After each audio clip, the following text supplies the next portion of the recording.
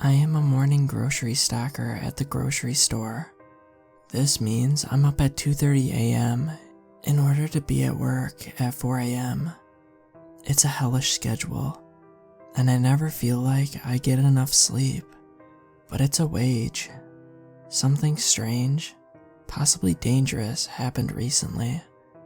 I'm hoping to send this out to as many people as I can before tomorrow morning. I'm going on vacation to Maryland tomorrow, so I won't be around when this happens. But I need people to know that something terrible might happen. It was 3 days ago, and it was a day like any other day at my store. We all showed up at 4, working on the chip aisle for about an hour, working on the frozen aisle for about an hour. Then, went our separate ways to work on each individual aisle by ourselves. We do this because chips are bulky boxes and need to be off the ground before the store opens at 7. So we all work together on that. Then, we all go to the frozen aisle because we don't want to stick one person in frozen all day and have their fingers fall off from frostbite. So we all work together on that too. The point that starts the story was after we had gotten done with frozen.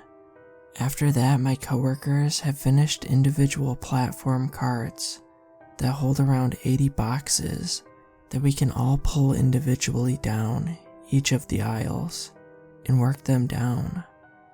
This was so that we could spread the workload and keep all of the boxes stacked together so the customers can have an easier time finding things without having boxes strewn about all over the ground.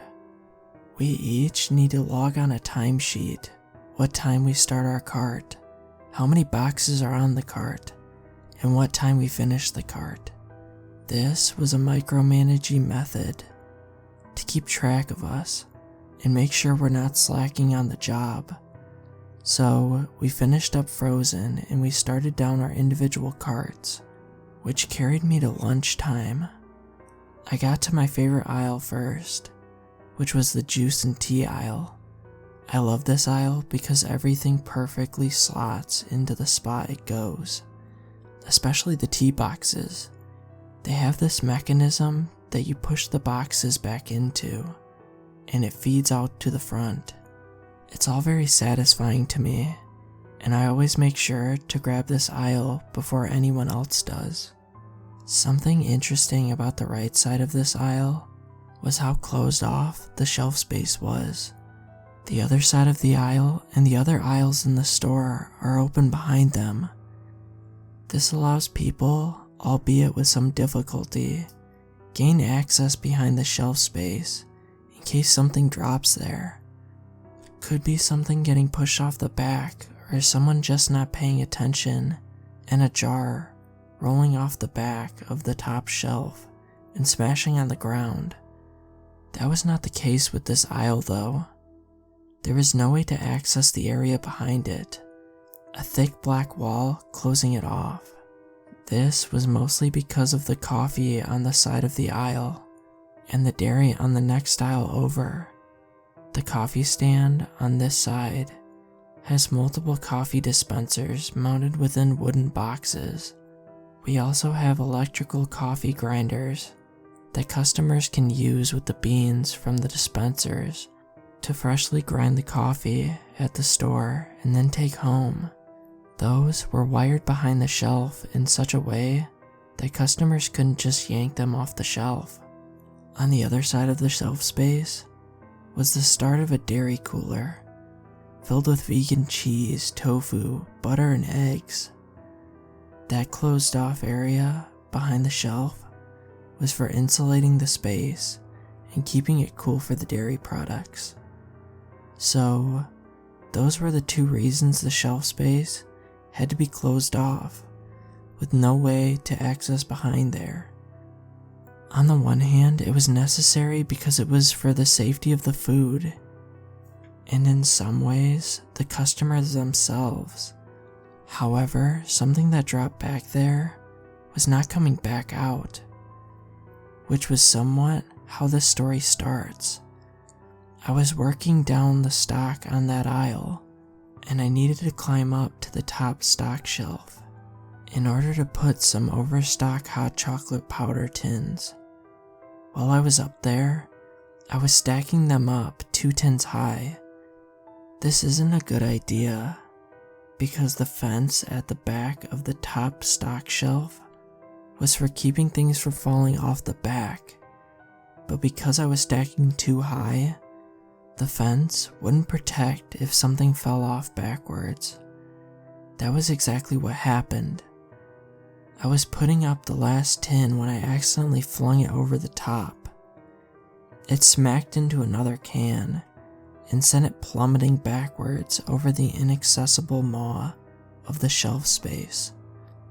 What should have been an easy box of 8 cans turned to 7. I sighed and rolled my eyes, stuck the last tin up top, and climbed down off my stepladder. I knew I'd have to let someone know, and luckily for me, a manager of mine was on the same aisle when it happened. She wasn't exactly a manager, but she might as well have been with how much work she did. She was, at the time, scanning the out-of-stock items on the other side of the aisle. I hung my head and walked up to her. "Hey, Layla," I groaned. It was too early for this, and I knew it. "Morning, what's up?" she queried, turning her attention from the shelf in front of her and onto me. Layla was a nice, chipper person. She stood shorter than me, maybe around 5'5", although she focused on the shelf. She still smiled at me. She had curly long black hair that ran to her shoulders, brown eyes, and rich, chestnut-colored skin.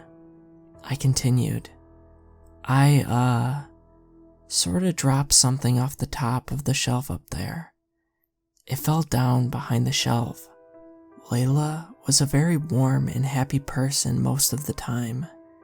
It was surprising to see her turn from that personality to a more cold and terse person. She narrowed her eyes at me and asked pointedly, "What did you drop?" She was beginning to look up at the shelf space. She moved over to it because I responded and examined the shelf. I was surprised by this sudden turn in her personality.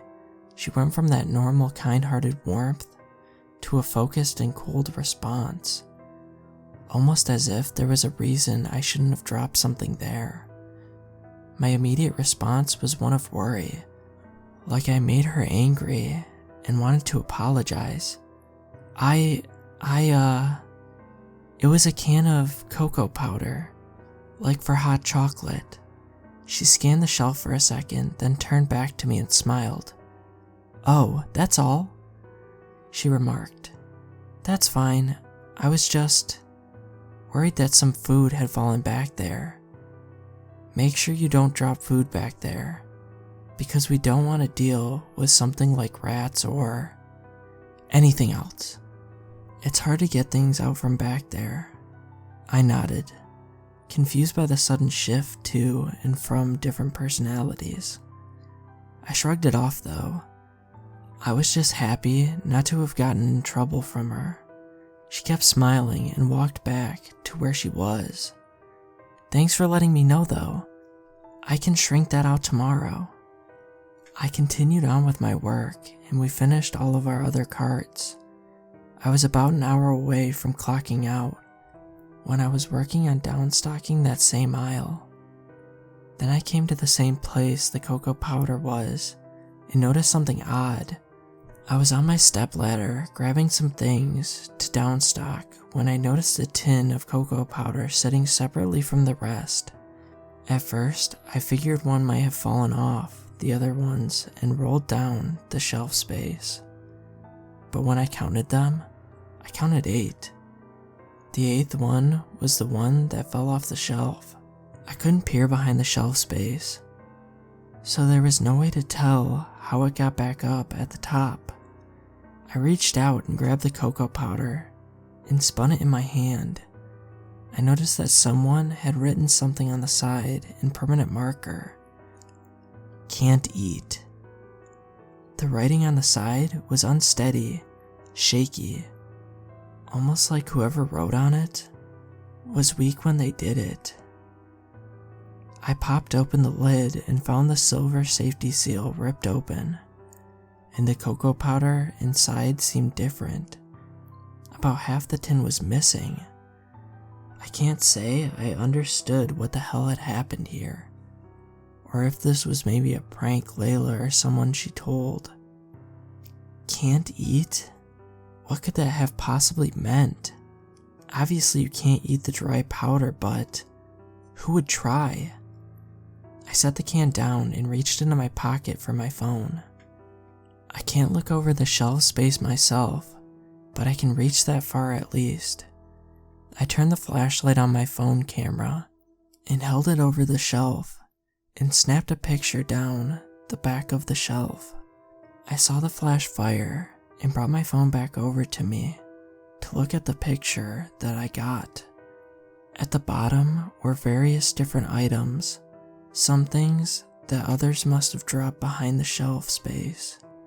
Some things were bags of coffee, tea boxes, and other items that weren't edible. The strangest part was anything that could open was empty. Breakfast bar wrappers, oatmeal cups, anything that was edible that was back there was ripped open and devoured. Crumbs were strewn all over the place. I slowly clambered down off of the ladder and sat down on it. I studied this picture for some time.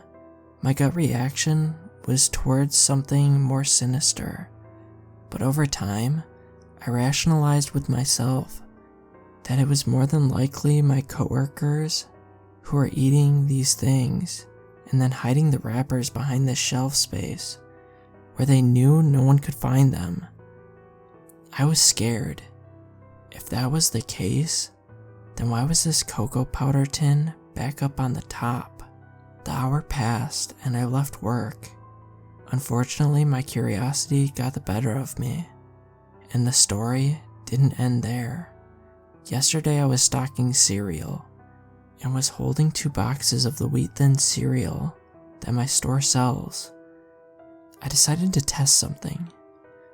I held both of the boxes over the back of the shelf space and dropped them. I heard them plummet and hit the ground behind. I quickly reached for my phone and did the same thing as the day before. I snapped a quick picture and brought it back to look. Seeing what was at the bottom made my blood run cold. I saw long, black hair, pale skin, and an eye that looked up. God, that eye made me afraid. It looked like a young woman, but horrendously ashy and malnourished. She was grabbing the boxes of cereal and moving back towards the end of the shelf space. Someone was back there, but she didn't look natural or even alive. I couldn't tell if she wore clothing, because the hair on her head covered her body. All I could see was her bony, starved hands grabbing the boxes, and her one piercing eye looking up at me. I stuffed my phone back into my pocket and thought about what I should do. Could it be that something was living back there? I didn't think it was possible. Maybe there was something strange happening and my phone caught something that wasn't there. So I climbed back up and took another picture. And the cereal boxes were gone. Today, after a restless night and countless thoughts of what I should do, who I should tell, if I even should, first thing I did in the morning was climb up to the top of the cereal shelf and see what happened. To my surprise, there was a piece of paper folded in half sitting at the top. I reached out and grabbed it, unfolded it, and saw the same scrawling script on this paper. Something fell out though. I grabbed it and looked to see that it was a sticker. One sticker on a bigger sheet of missing stickers. I recognized the sticker because it was the same one we sold at our store. This was a blue smiley face sticker, and it was just like the other generic stickers with smiley faces, and some with little cartoon characters we had at our store. I could barely read the letter, but I struggled through it anyway. Thank you for the food. I have enough strength to escape. You helped me get out, and I want to thank you. Tomorrow is the day. The people who put me here will pay. Anyone who ignored me all this time will pay. Not you. You will not pay. Tomorrow, wear the sticker on you. I will not discriminate. She. I do not know who she was, or what she's going to do tomorrow, but tomorrow is the day, and I am afraid.